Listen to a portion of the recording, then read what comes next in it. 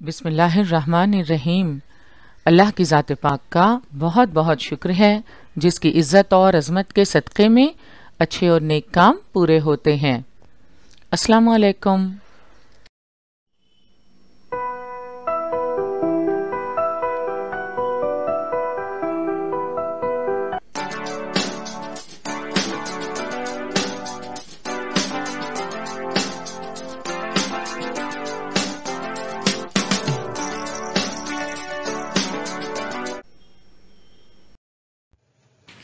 बृहन्मुंबई महानगर पालिका शिक्षण विभाग के तहत जारी वर्चुअल ट्रेनिंग सेंटर की जानिब से पेश होने वाले ई लर्निंग सेशन में आपका इस्तकबाल है। मैं हूं आपके मौलमा मैमुना शेख। तो आइए आपके तालीमी सिलसिले को आगे बढ़ाते हैं और शुरू करते हैं आज का हमारा सेशन। नवीं जमात के लिए जोग्राफिया के इस सेशन में हमारा आज का मौजू है बैरूनी अमल।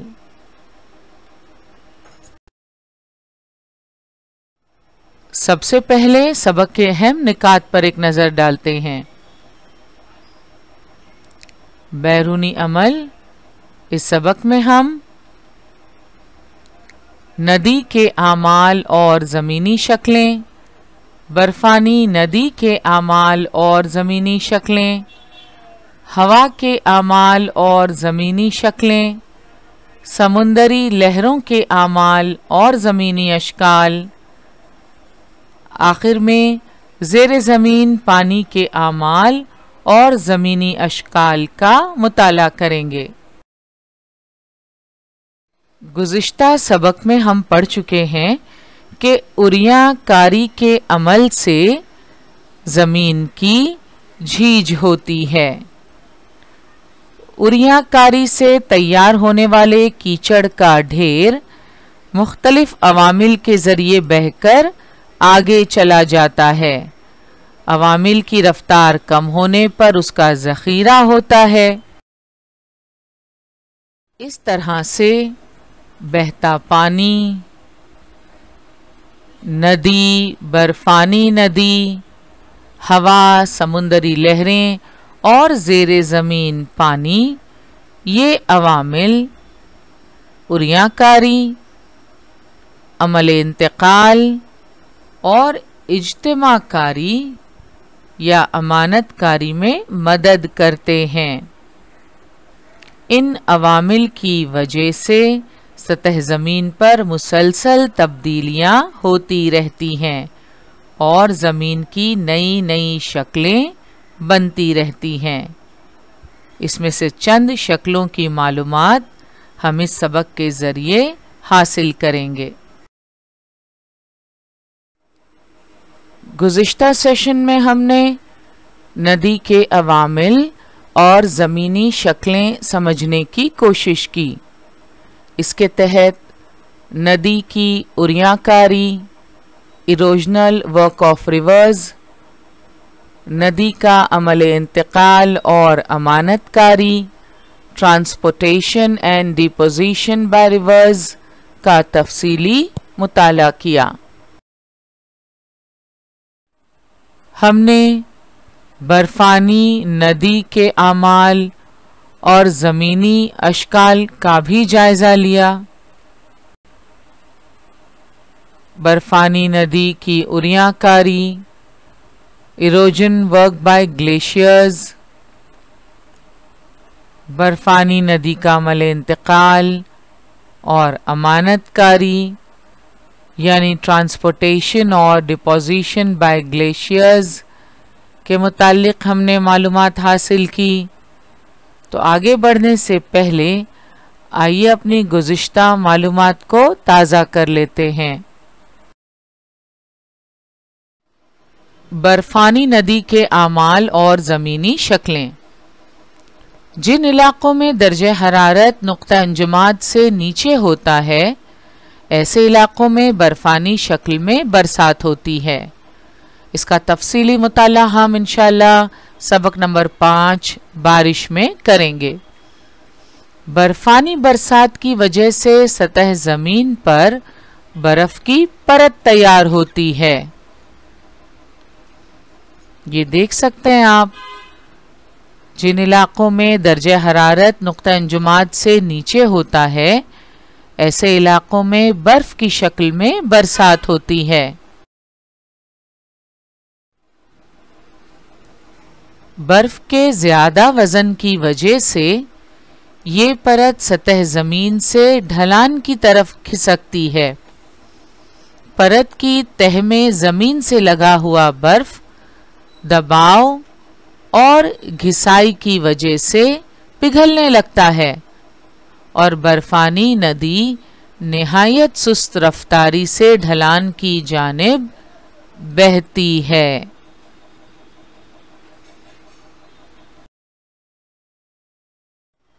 जिन इलाकों में बर्फ की शक्ल में बरसात होती है, वहां सतह जमीन पर बर्फ की परत तैयार होती है।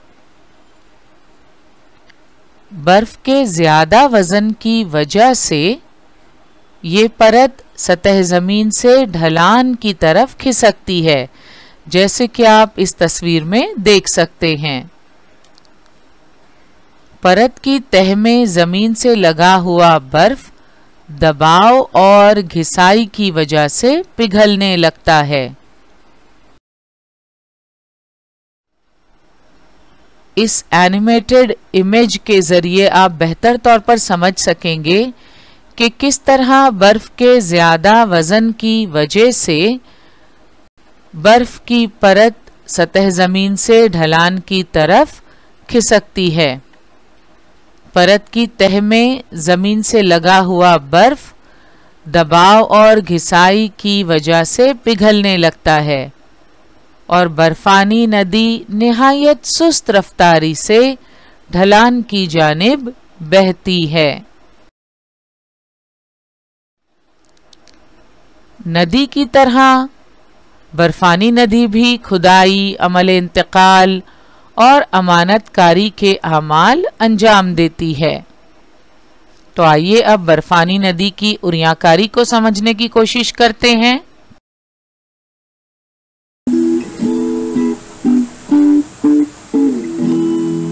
How do glaciers shape the landscape? Glaciers are frozen rivers of ice which have immense power. Glaciers are so powerful they can carve huge chunks out of mountains as they flow downhill. This makes them one of the most powerful natural tools on our planet. Glaciers are sometimes called nature's bulldozer. Just like a bulldozer, glaciers shape the land in three ways. Firstly, glaciers pick up material. We call this erosion. Water flowing along the bottom of the glacier seeps down into the rock below. When it freezes, it opens up the cracks in the rock. This is known as freeze-thaw weathering. Then, as the glacier flows downhill, pieces of rock come loose and the glacier pulls them along with it. We call this plucking. Ouch! These rocks and stones scrape along the glacier bed like sandpaper, taking more rocks and stones along for the ride. This is called abrasion. Secondly, the glacier transports this eroded material as it flows downhill. Some of it is hidden inside or at the base of the glacier where it can't be seen, but sometimes it is transported on the top of the glacier. This is why glaciers often look dirty. As the glacier flows down a mountain, it gets warmer and starts to melt. Just like a snowman, anything which cannot melt is left behind. As the glacier melts, the rocks and stones fall to the ground. We call this deposition. By now, this material is a tasty mixture of rocks, stones, sand and clay, known as glacial till. The melted ice turns into meltwater and flows downhill to join a river or lake. Today, glaciers only exist in the coldest parts of our planet, but during the last ice age, glaciers existed in the UK too. Although the ice has melted, they have left behind some awesome scenery. As our planet warms up, many of our amazing glaciers are melting fast. So grab your walking boots and head to your nearest glacier while there's still time to see nature's bulldozer in action. बर्फानी नदी की उरियाकारी। हमने देखा कि दबाव और घिसाई की वजह से परत की तह में जमीन से लगा हुआ बर्फ पिघलने लगता है और बर्फानी नदी निहायत सुस्त रफ्तारी से ढलान की जानिब बहती है। रफ्तार कम होने के बावजूद बर्फ की कमियत ज्यादा होने की वजह से बर्फानी नदी अपनी तह और किनारों पर बड़े पैमाने पर उरियाकारी का अमल अंजाम देती है। बर्फानी नदी की उरियाकारी की वजह से सर्क, धारदार किनारा और कर्नुमा चोटी, यू शक्ल की वादी, मौलिक वादी यानी हैंगिंग वैलीज और चटियल चट्टान जैसी जमीनी शक्लें तैयार होती हैं। ये है सर्क। यहां तस्वीर में आप देख सकते हैं। इसे हरमनुमा भी कहते हैं।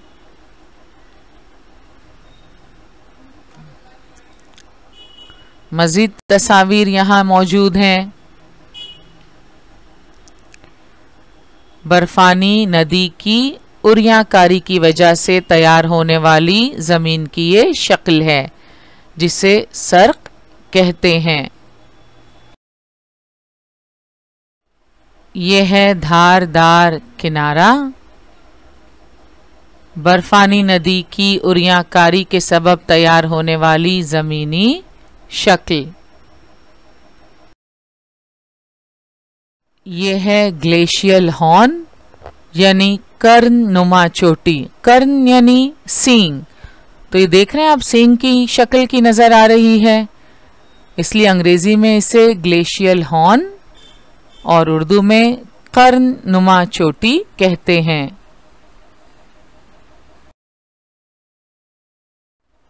यू शेप्ड वैली, यू शक्ल की वादी नजर आ रही है। ये भी बर्फानी नदी की उरियाकारी की वजह से तैयार होने वाली जमीनी शक्ल है।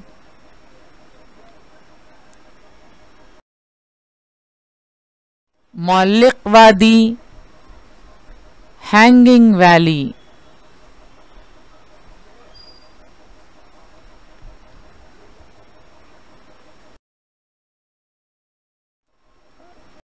चटियल मैदान।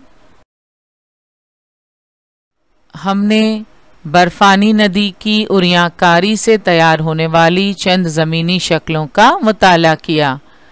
इनमें सर्क, धारदार किनारा, कर्णनुमा चोटी, यू शक्ल की वादी,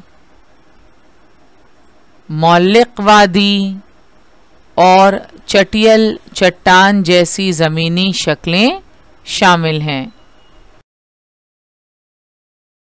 बर्फानी नदी की उरियाकारी के बाद अब हम बर्फानी नदी का अमल इंतकाल और अमानतकारी को समझने की कोशिश करेंगे।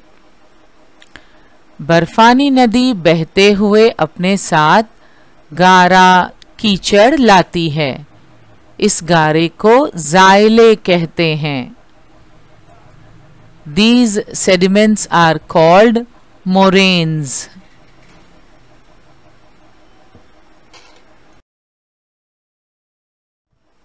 ज़ाइले की अमानतकारी की जगह के एतबार से 4 किस्में हैं। ज़मीनी ज़ाइले, जिन्हें अंग्रेजी में ग्राउंड मोरेन्स कहते हैं, अक़बी ज़ाइले यानी लैटरल मोरेन्स, दरमियानी ज़ाइले जो अंग्रेजी में मीडियल मोरेन्स कहलाते हैं, और इख्तितामी ज़ाइले। यानी टर्मिनल मोरेन्स।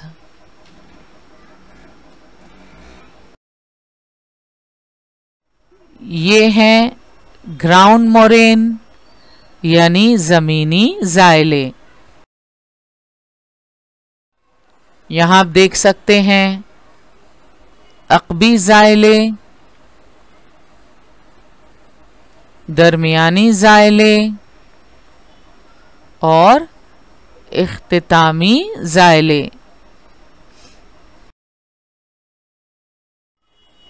तो अमानतकारी की जगह के एतबार से ज़ाइले की 4 किस्में हैं। आप समझ चुके होंगे ज़ाइले किसे कहते हैं और ज़ाइले की कितनी अक़साम हैं। बर्फ़ानी नदी बहते हुए अपने साथ गारा कीचड़ लाती है, उस गारे को ज़ाइले कहते हैं। अंग्रेज़ी में लफ्ज़ है मोरेन। ज़ाइले की अमानतकारी की जगह के एतबार से 4 किस्में हैं। ग्राउंड मोरेन, ज़मीनी ज़ाइले, अक़बी ज़ाइले लैटरल मोरेन, दरमियानी ज़ाइले यानी मीडियल मोरेन्स और इख्तितामी ज़ाइले यानी टर्मिनल मोरेन। बर्फानी नदी की अमानतकारी की वजह से ज़ाइले की टेकरी और गाउदुमी टेकरी वगैरह शक्लें तैयार होती हैं। ये है ज़ाइले की टेकरी और दूसरी तरफ आप देख सकते हैं गाउदुमी टेकरियां, जिन्हें अंग्रेजी में एस्कर कहा जाता है। इस तस्वीर में आप वाज़ेह तौर पर ड्रमलिन्स यानी ज़ाइले की टेकरी देख सकते हैं। ज़ाइले की टेकरी किस तरह तैयार होती है?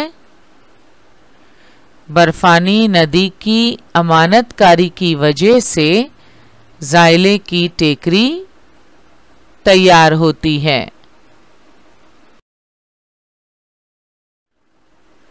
ये है गाउदुमी टेकरी। एस्कर या गाउदुमी टेकरियां भी बर्फानी नदी की अमानतकारी की वजह से तैयार होती हैं।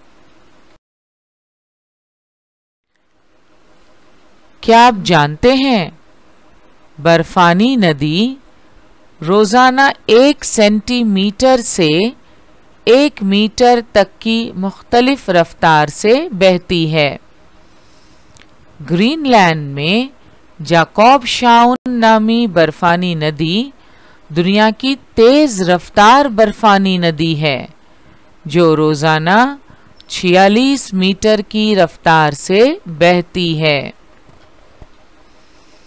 तो जैकब शाउन नामी बर्फानी नदी दुनिया की तेज रफ्तार बर्फानी नदी है और इसकी रफ्तार क्या है?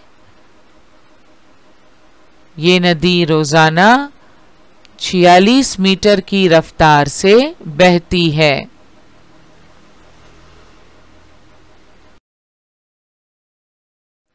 ये है जैकब शाउन बर्फानी नदी जो ग्रीनलैंड में है। जैकब शाउन ग्लेशियर या बर्फानी नदी कहाँ है? ग्रीनलैंड में। यहाँ नक्शे में आप देख सकते हैं Greenland. Greenland, the world's largest island, lying in the North Atlantic Ocean, और उसमें है जैकब शाउन ग्लेशियर, जो दुनिया की तेज रफ्तार बर्फानी नदी है। जैकब शाउन बर्फानी नदी रोज़ाना 46 मीटर की रफ्तार से बहती है, जबकि आमतौर पर बर्फानी नदी रोज़ाना 1 सेंटीमीटर से 1 मीटर तक की मुख्तलिफ रफ्तार से बहती है। इसीलिए जाकोब शाउन को दुनिया की तेज रफ्तार बर्फानी नदी माना जाता है, जो रोजाना 46 मीटर की रफ्तार से बहती है।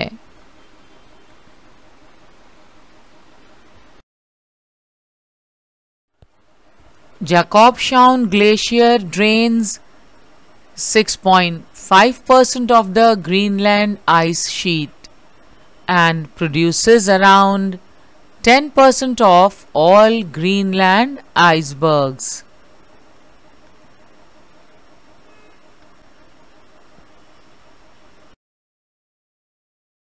दरसी किताब में सफ़ा नंबर 32 पर यह सरगर्मी दी हुई है। क्या आप ये कर सकते हैं? दी हुई तस्वीर में बर्फानी नदी की कुछ ज़मीनी अशकाल दिखाई गई हैं। उन्हें देखकर उस चौकोन में लिखिए कि ये शक्लें किन आमाल की वजह से वजूद में आई हैं। तो आइए देखते हैं। ये तस्वीर है कर्ननुमा चोटी और चटियल चट्टान की, और हम पढ़ चुके हैं कर्ननुमा चोटी और चटियल चट्टान बर्फानी नदी की उरियाकारी की वजह से तैयार होती हैं।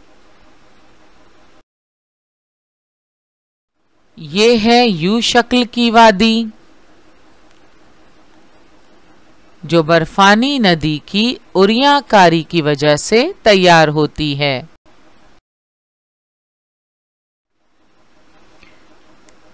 यहाँ अक़बी ज़ायले और दरमियानी ज़ायले नज़र आ रहे हैं, और ये तैयार होते हैं बर्फानी नदी का अमल इंतकाल और अमानतकारी के सबब।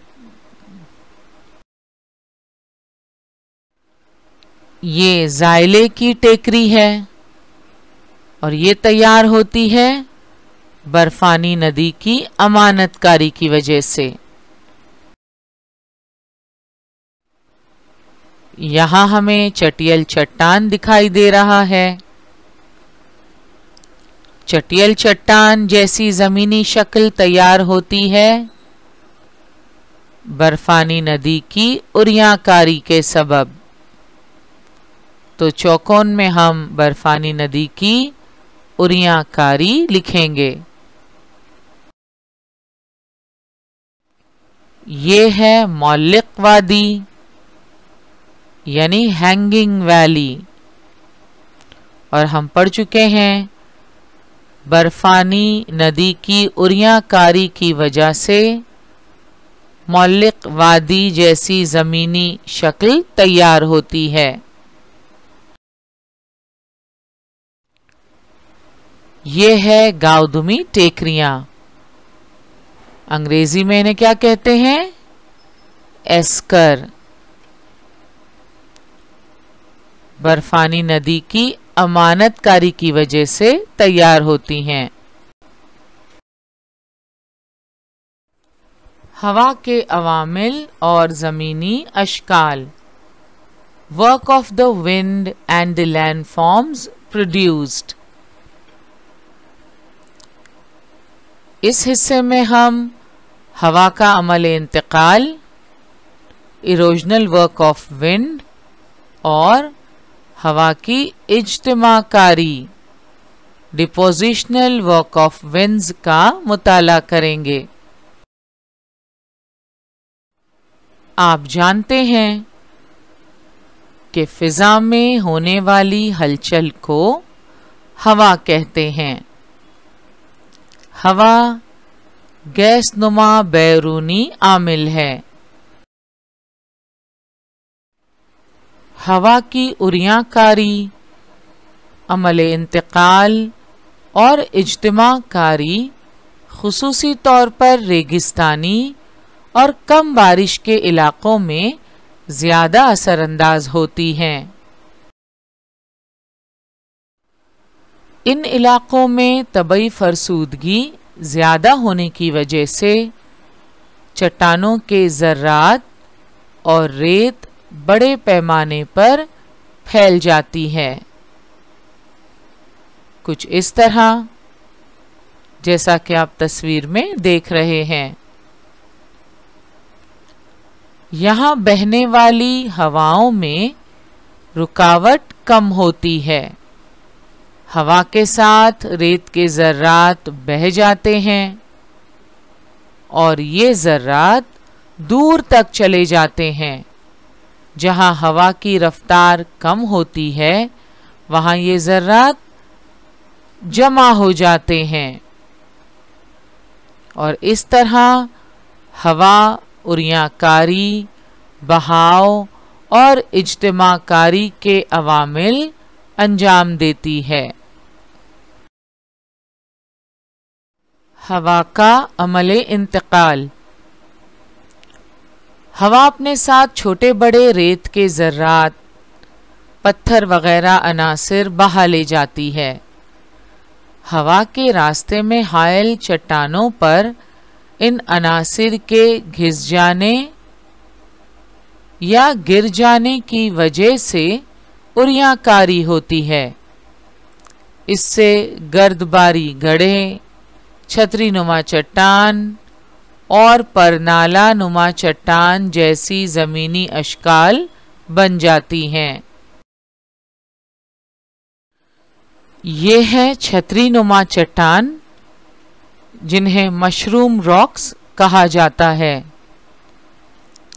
और आप समझ गए होंगे इन्हें मशरूम रॉक्स या छतरी नुमा चट्टान क्यों कहा जाता है।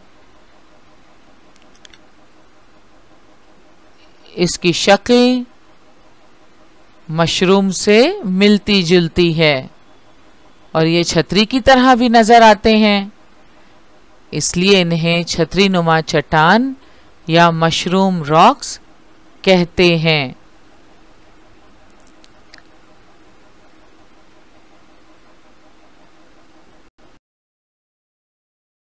ये है परनाला नुमा चट्टान, जिसे अंग्रेजी में यारडैंग्स कहते हैं। हवा के अमल इंतकाल के सबब परनाला नुमा चट्टान जैसी ज़मीनी शक्ल बन जाती है।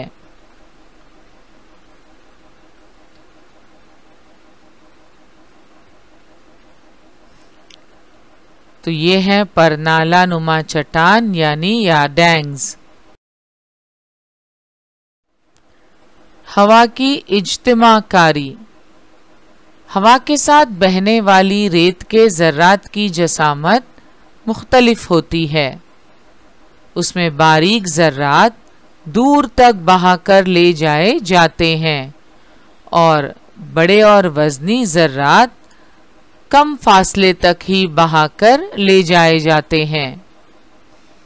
तो बारीक ज़र्रात दूर तक बहाकर ले जाए जाते हैं, मगर बड़े ज़र्रात वज़नी होते हैं, लिहाजा वो कम फासले तक ही बहाकर ले जाए जाते हैं।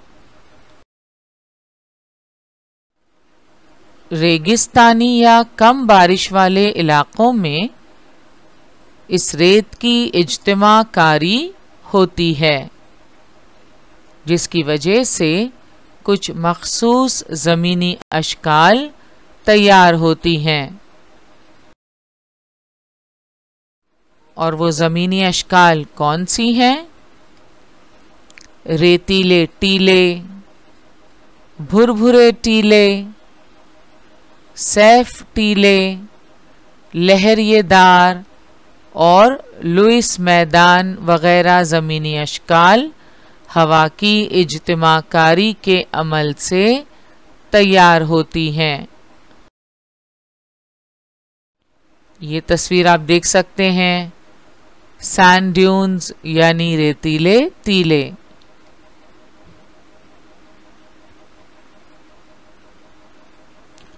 हवा की इज्तिमाकारी से तैयार होने वाले ये रेतीले टीले। ये है भुरभुरे टीले, जिन्हें बारखान कहा जाता है।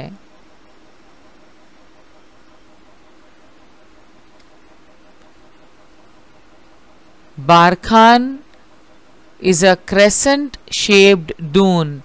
आप देख सकते हैं ये टीले जो हैं ये चांद की शक्ल के होते हैं।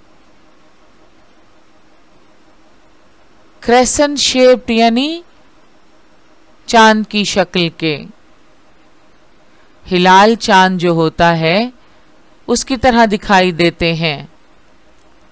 ये टर्म जो है Barkhan was introduced in 1881 by Russian naturalist Alexander von Middendorf for crescent-shaped sand dunes in Turkestan and other inland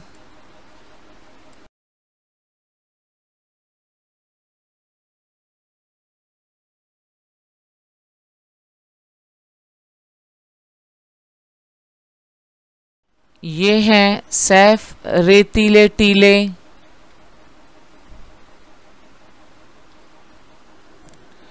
ये भी हवा की इज्तिमाकारी के सबब बनते हैं।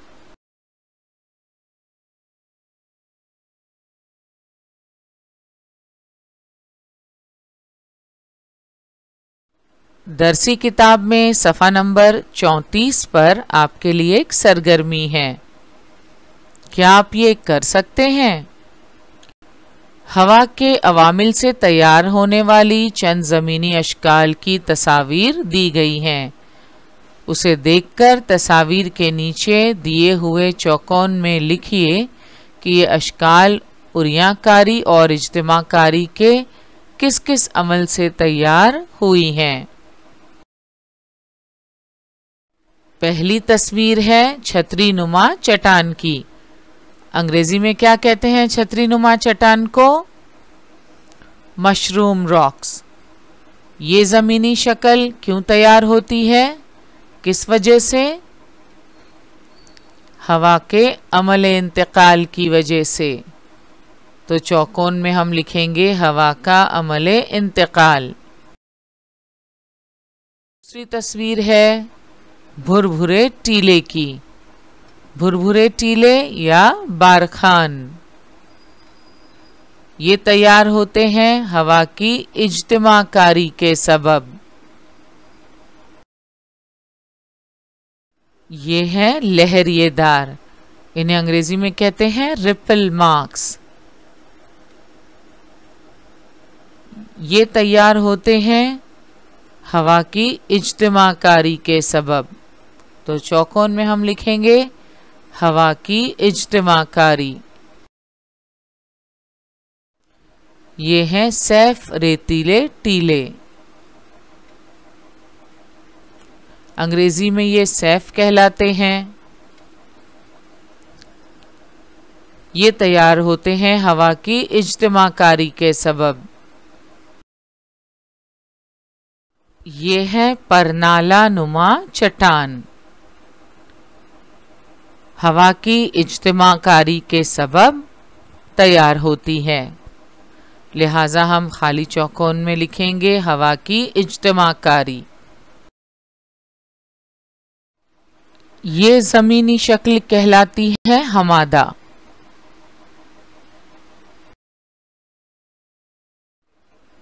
यहाँ आप देख सकते हैं रेत की बजाय हमें बड़े बड़े पत्थर नजर आ रहे हैं। ये है Hamada. A hamada is a type of desert landscape consisting of high, largely barren, hard rocky plateaus where most of the sand has been removed by deflation. So hamada हवा के किस अमल से तैयार होते हैं? हमादा तैयार होते हैं हवा की इज्तिमाकारी की वजह से। डिपोजिशनल वर्क ऑफ विंड की वजह से। और अब समुद्री लहरों के अवामिल और ज़मीनी अशकाल। Work of sea waves and the landforms. अगले सेशन में इंशाल्लाह हम समुद्री लहरों की उरियाकारी, erosional work of sea waves और समुद्री लहरों की इज्तिमाकारी, depositional work of sea waves का मुताला करेंगे। आज का हमारा सेशन यहीं मुकम्मल हुआ। इंशाल्लाह अगले सेशन में ज़रूर मिलेंगे। अस्सलाम वालेकुम।